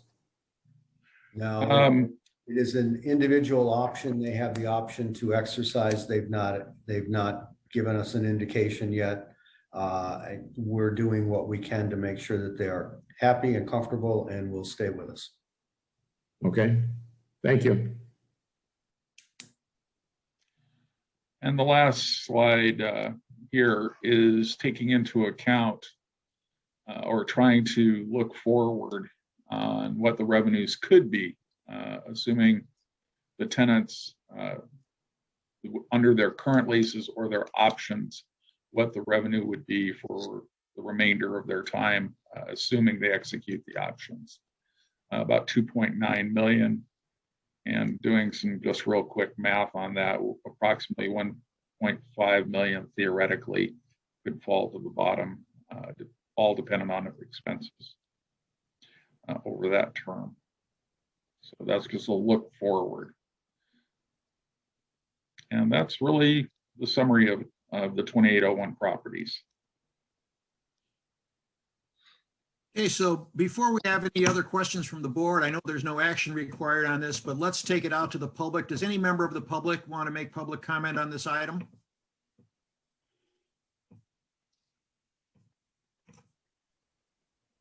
There are no hands up. That being said, let's run it by the board one more time for questions. We can start with Director Sabo. I don't have any further questions. Thank you. Director Miller?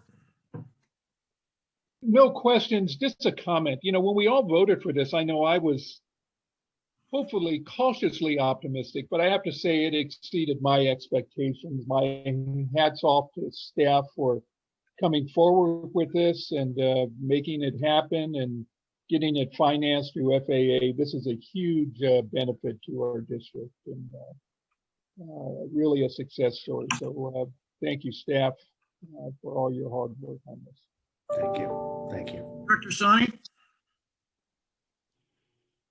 Just like to be able to multiply it. As the Director Miller said, this is great for the airport, and it's great to have the recap afterwards too. We talked about that in Finance Committee, that we often make an action, and then, you know, it's really good to have this come back and you know, show with numbers and facts that, you know, it was a good decision.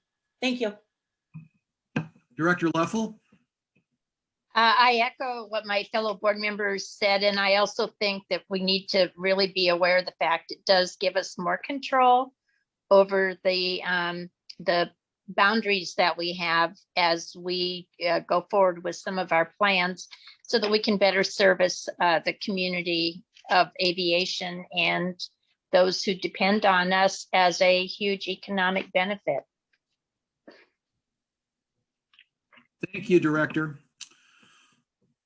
All right, at this time, I would like to move on to item H on the agenda. Can we clear the screen? Thank you. And board committee reports and acceptance of department reports. I'd like to ask the board if any of them have any questions on the board reports that will not be answered directly in the standing committee reports. Does any member of the board have any questions for staff on the board reports? This is Sabo. I have questions. I don't know whether they're staff or committee members, but I have some questions. Will it be covered under committee or no? Yes, lease committee and lease primarily. Okay, so can you please hold until we get to lease committee? Oh, okay. Well, you're doing them one at a time. Sorry. Thank you. Any else? Yeah, I just had a quick question. Okay, go ahead, Director Miller.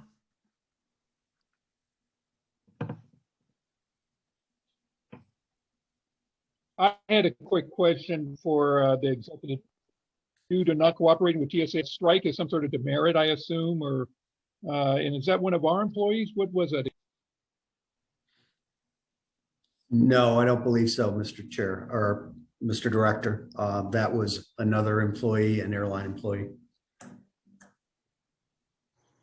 Okay.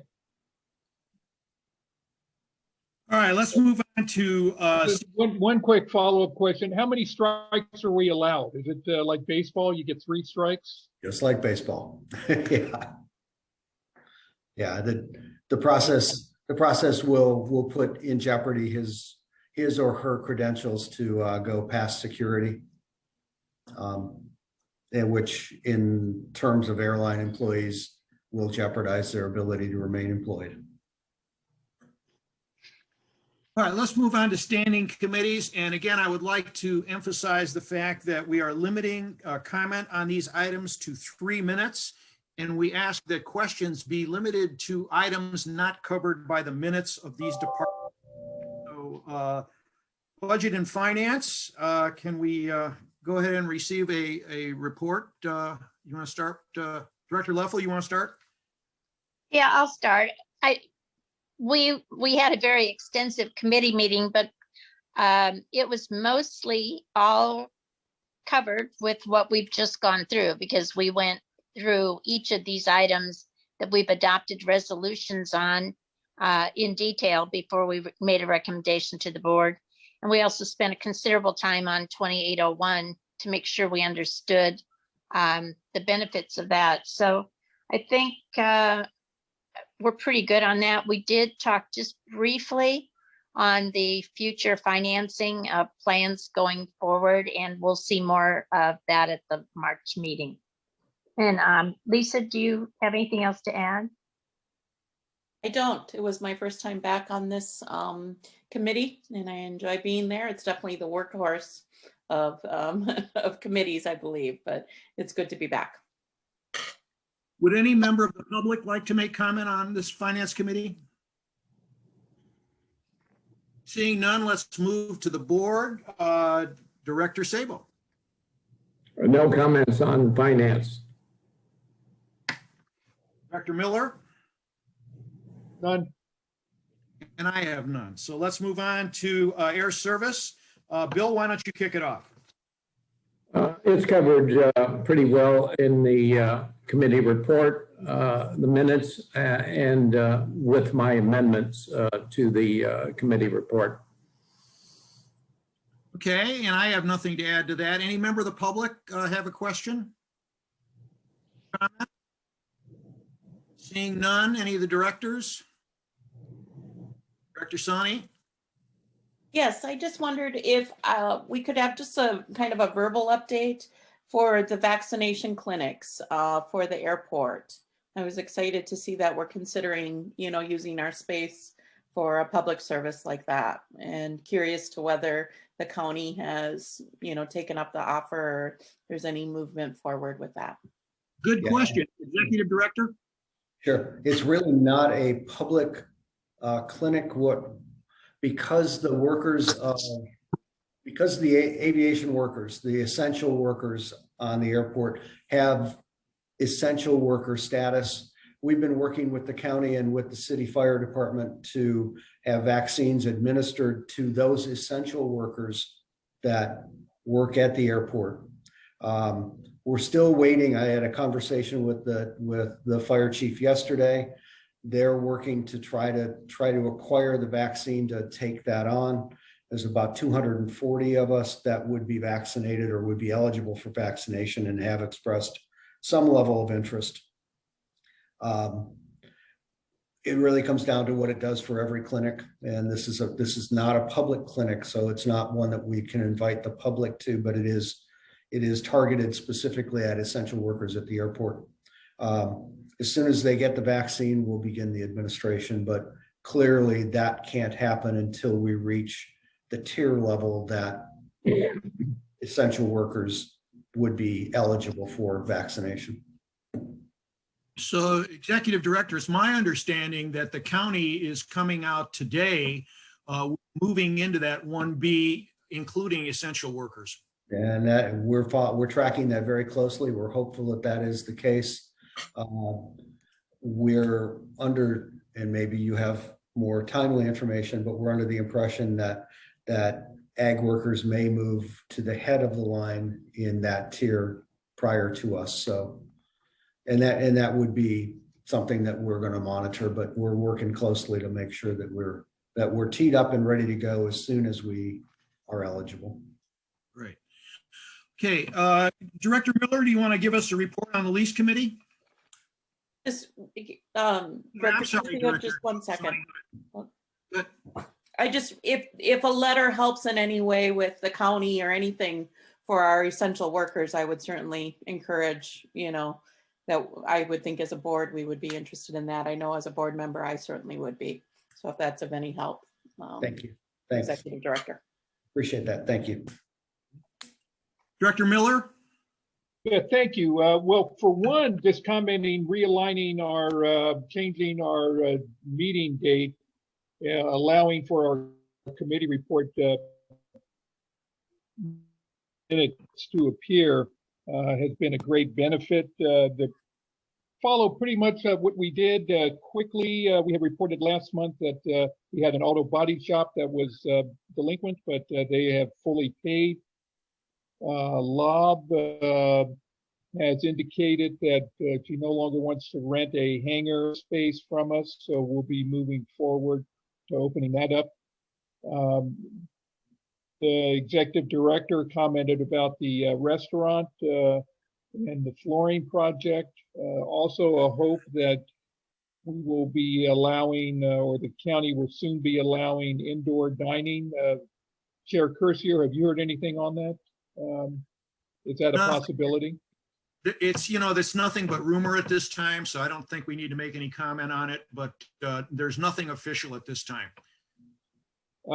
The executive director talked about moving some of the Navy Flying Club tenants to new hangar spaces and tie down when they become available. He's moving with that. Probably the thing we talked about, spent a little bit of time on, was a proposal for taking over parking here at the airport. Republic Parking, they now go by Reef Parking. Our contract expires in June 30th, 2021. We had a lot of questions for the director, and he will be coming forward to the board with a possible proposal. That would be coming up. Also, we talked about some long-range plans for the airport, things probably not appropriate to discuss, and also changes in negotiations coming up. We are going to be opening up negotiations soon with Tarpies, and the executive director hopes to get a more standardized lease with them. So that's all I have, unless I forgot something. No, that's very, very well covered, Director. Does any member of the public have any comment on this item? Any member have any further questions on lease? Well, you kind of both there. Did you ask for board member comments or questions, Gary? Yeah, I'm asking right now. Okay, you broke up a little bit. I do have for the lease committee. And that first one of them is removal of the storage only hangar tenants, and the other one is regarding the parking concession. On the storage only hangar tenant removals, does this include the private hangars that are on leased airport property? Not at this time, no. What's our outlook? What's our plan for that going forward? We're continuing to work with the master tenant to resolve those issues. As was reported by legal counsel previously, those discussions are ongoing. But in short, right now we can control specifically what we control, and that's the hangars that we lease, and we're moving in that direction. And the impetus for that is simply and totally to find new homes for the tie-down tenants that will be displacing as part of the construction project on the northeast side, and the hangars that will be demolished, those tenants as well as part of that project. So we're moving storage only hangar tenants out and moving aviation related hangar tenants in. Okay, under that same heading of storage only hangar tenants, have you had any pushback or negative reactions from those tenants that you've had to remove? Not as yet, but I'm certain that that's to come. Guaranteed. On the parking concession, my recollection was at the last time we negotiated with Republic Parking, we gave them a concession on the rents or fees or something like that, so that they could finance a new fare counting equipment that they had. Going forward here, are we still obligated under that particular agreement with them? We are not. That agreement terminates at the end of May of this year. Okay, all right, thank you. That's all. The other board members have question from Lise? Seeing none, let's move on to the ad hoc committees. Executive Director, have either of these committees met? They have not, Mr. Chair. Thank you. So let's move on to C, liaison representatives again. Uh-oh. Uh-oh. Again, I'd like to limit discussion to 3 minutes. LAFCO did not meet last month. There was a cancellation by the executive director, and we have our meeting scheduled for this month. So it's a real light meeting. I'm not sure exactly what will come up on it, but it appears just based on my discussions with a couple other commissioners, there's not much. I do chair the Budget and Finance Committee meeting, and we had a pretty robust meeting on last week, and we added some things to the work plan and subtracted some things. And I believe you'll see that coming forward in the March meeting.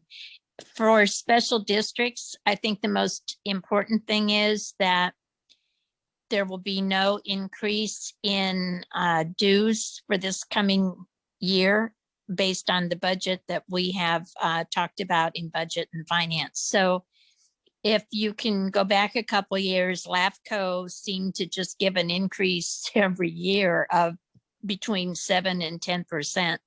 And last year we held it flat, and this year it looks like it will be a reduction to the district. So that's good news. Any board member have any questions for Director Leffel on LAFCO? Seeing none, Regional Transportation Agency. Monterey. No meeting till July.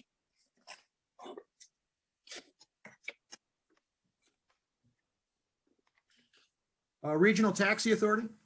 No meeting till July. No meeting till July. Yeah, I got it. Bill Tampsey. Yeah, excuse me, I'm losing my voice here. I'm not surprised. What's that? I said I'm not surprised. I'm going to cry myself to sleep over that one. Okay, so anyhow, we met, and they elected new officers, and Ed Smith from Monterey is the new chair, and Mary Adams is the supervisor. Mary Adams from District 5 is the new vice chair. They get out some excellent awards, Transportation Excellence Awards, and significantly, the city of Monterey got an award for their adaptive traffic signal system. I don't know whether anybody's encountered that, but they're apparently really pleased with the performance of traffic, particularly in New Monterey out there. So, and then Monterey Salinas Transit got an award for their mobile Wi-Fi hotspots for students and COVID relief, food, meal deliveries, election day. They gave a lot of free rides for folks. Monterey Salinas is doing a hell of a job, and they got recognized for it. They talked about the legislative update, and the good news from the state level is that we're going to have a one-time surplus of $34 billion, which surprised the hell out of me. And but going forward, there's going to be a structural deficit of $7.6 billion for 22-23, and it's going to grow to $11 billion by 2024. So we've got some state budget problems facing us in the future. And then they talked about the federal stimulus package, which is going to provide some much needed relief for public transportation. The MST is really struggling due to this COVID thing, so they're going to get some help. They talked about the regional transportation plan and the projects in the regional transportation plan. This is kind of an AMBAG thing. and among 3 counties, and also within Monterey County. We have a list of proposed projects that are on that transportation list. And from the airport standpoint, we had a submission on the presume came from the planning department from Chris. I noticed that we differed from all the other submissions in that we identified that we had secure funding for the construction of the terminal building and the construction of roads and surface parking to over $100 million. And that we only had to raise another $12 million in other sources. So I was kind of confused about that. But we then talked about the legislative priorities of interest to the airport. The legislative priorities for the TAMC is to preserve funding for transportation projects, presumably our own, and pursue competitive grant or bond funding for highway safety projects. And that would include Highway 156. And they want to reform the Brown Act to enhance transparency and public access going forward, even after the COVID crisis passes. So, and then they had a federal priority for expanding access to TIFA funds. And I know that's a subject that we'll hear more about in our alternatives for funding the master plan. And finally, I made a comment to the board that I encouraged the TAMC board and staff and the members, who are mostly mayors and councilmen of the various cities, to begin looking at integration of the urban air mobility, these electric helicopters going into and out of their jurisdictions, particularly in Monterey Peninsula and Salinas, because this is coming very fast. It is. We have Joby and sort of other supporting industry companies out at Marina Airport, which are in design and production of these vehicles. And the FAA is moving very quickly to provide the necessary infrastructure to deal with these electric vehicles, both for cargo, which is a small package delivery, and also passengers going forward. I emphasized to them that it was not an airport thing to deal with this, and it's not an FAA thing to deal with this urban air mobility. It's going to be very quickly come to be a city by city situation that they're going to have to deal with in terms of privacy, access, places for aircraft to land. It may be on top of a hotel. It may be in a city park. They're going to have to deal with it. And there was a tremendous amount of interest from many of the jurisdictions, and wanted to know more about it. And TAMC staff indicated that they were just beginning to look into it. I think going forward, we need to be looking at it as well. That's all from the TAMC.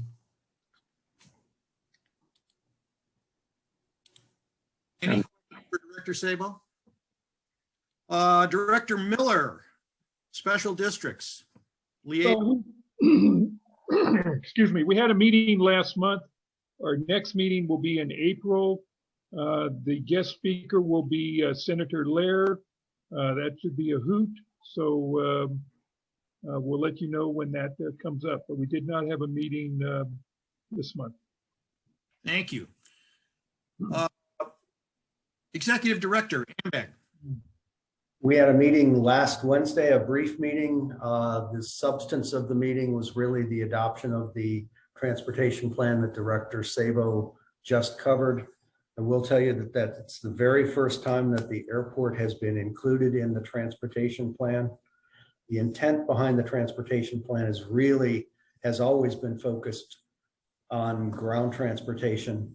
So we were able to use our ASIP program approved by the board to inform AMBAG and TAMSI about our projects going forward. The presentation was a little weak in terms of representation of funding, as Director Sable pointed out, but we'll clean that up.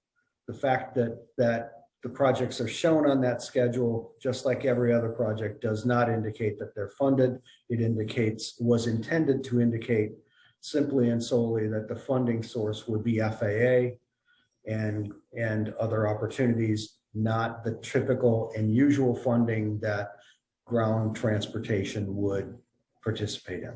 So that's the extent of the report, Mr. Chair. Thank you. Any questions for Executive Director Lapierre? Seeing none, we're going to adjourn and go into closed session. I'd like to take 5 minutes between board members, have a chance to make a pit stop. So we will reconvene on, does everyone have the link for the closed session? I believe it's been in 2 different ways. Great. Okay. Let's adjourn and go into closed session in 5 minutes. Thank you.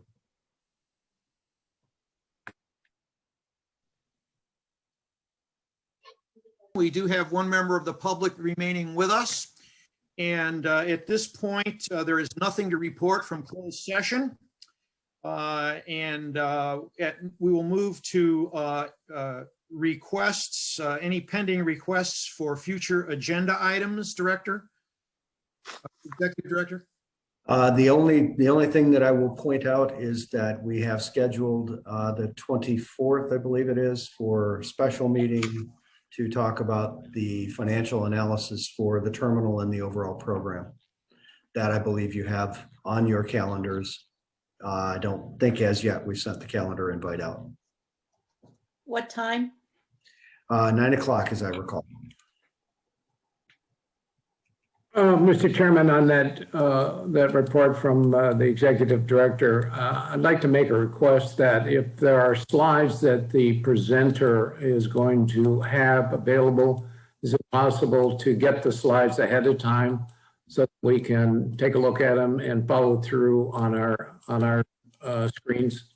Absolutely. I just got those yesterday, Director, and we'll make sure that you get a copy of the final ones.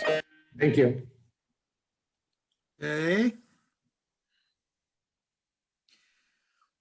Does any board member have any item that he would like to have considered for future agendas?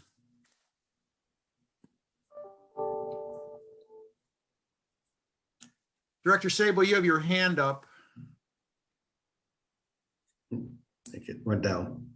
Okay. All right, I'll try not to let that happen again. Okay. At this time, seeing no other items to cover, Move for adjournment. I will call for a motion to adjourn. So moved. Moved. Seconded. Thanks, everyone. Thanks, everybody. See ya.